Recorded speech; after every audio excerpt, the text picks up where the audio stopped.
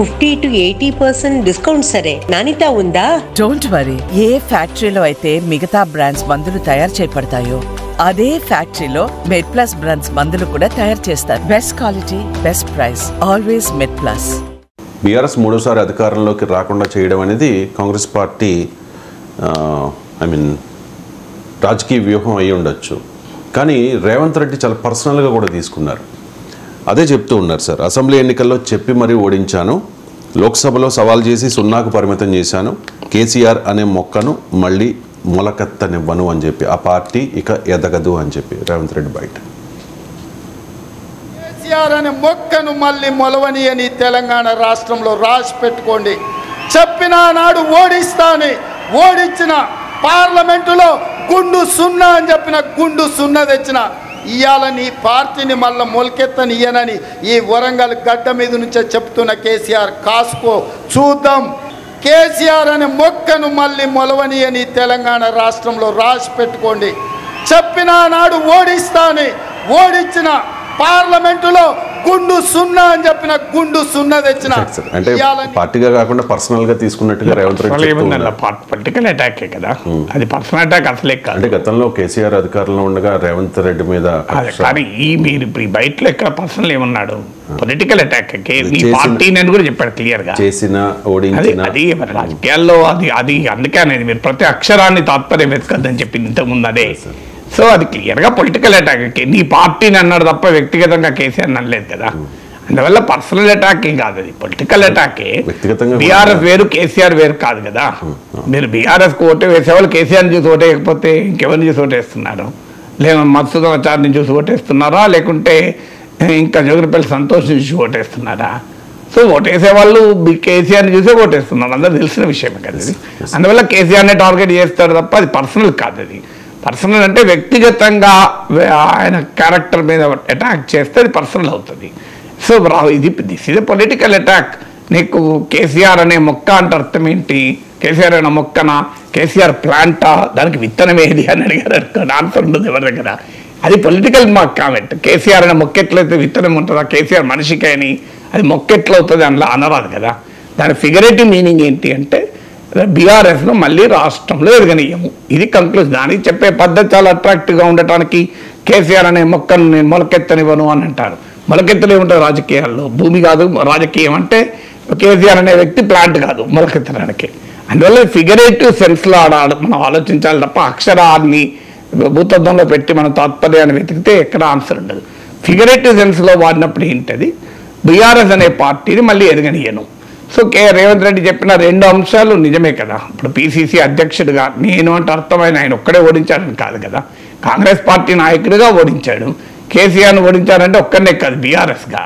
అందువల్ల తాను పిసిసి అధ్యక్షుడైన తర్వాత కేసీఆర్ అధికారంలోకి రాకుండా చేస్తాను అని రేవంత్ అన్నమాట నిజం.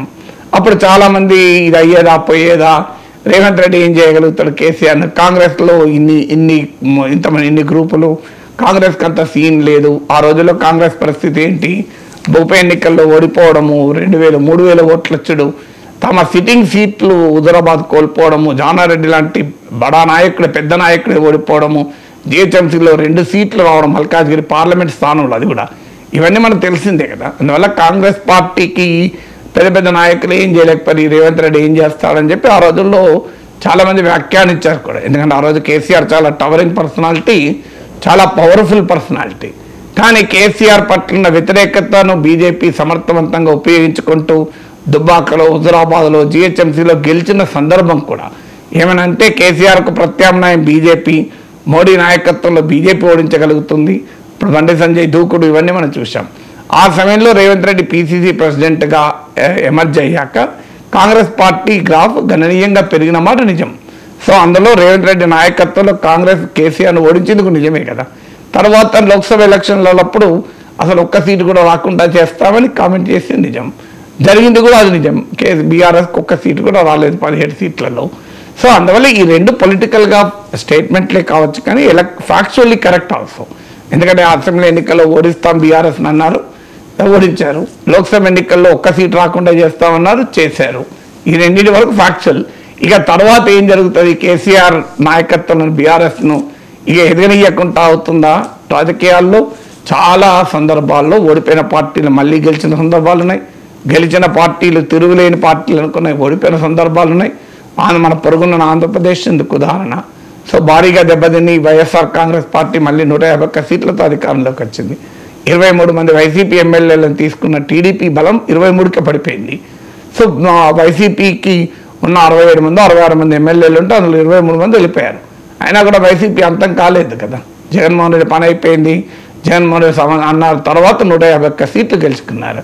తర్వాత నీకు చంద్రబాబు నాయుడు పని అయిపోయింది, తెలుగుదేశం పని అయిపోయింది, ఇక పార్టీ లేవదు అన్న తర్వాత 164 సీట్లు గెలుచుకున్నారు కూటమిగా. అందువల్ల రాజకీయాల్లో ఏది కూడా శాశ్వతంగా మొలకెత్తకపోవడం అంటూ ఉండదు. చాలా రేరుగా ఒక పొలిటికల్ పార్టీ అదృశ్యం అయిపోతుంది, చాలా రేరుగా ఒక పొలిటికల్ పార్టీ నామరూపాలు లేకుండా పోతుంది. అందువల్ల రేవంత్ రెడ్డి కాంగ్రెస్ నాయకుడిగా కోరుకుంటాడు బీఆర్ఎస్ అనే పార్టీ మళ్ళీ రావద్దని.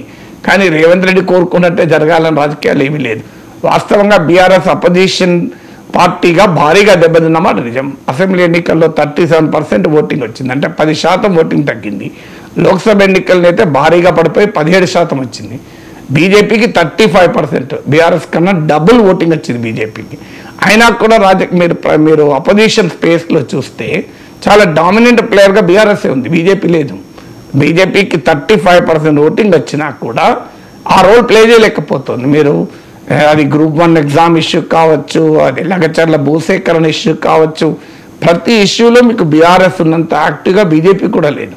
సో బీజేపీ మనందరికీ తెలుసు, ఇంకా ఇప్పటికీ రాష్ట్ర అధ్యక్షుడిని ఎంపిక చేసుకోలేని దురవస్థలో బీజేపీ ఉంది.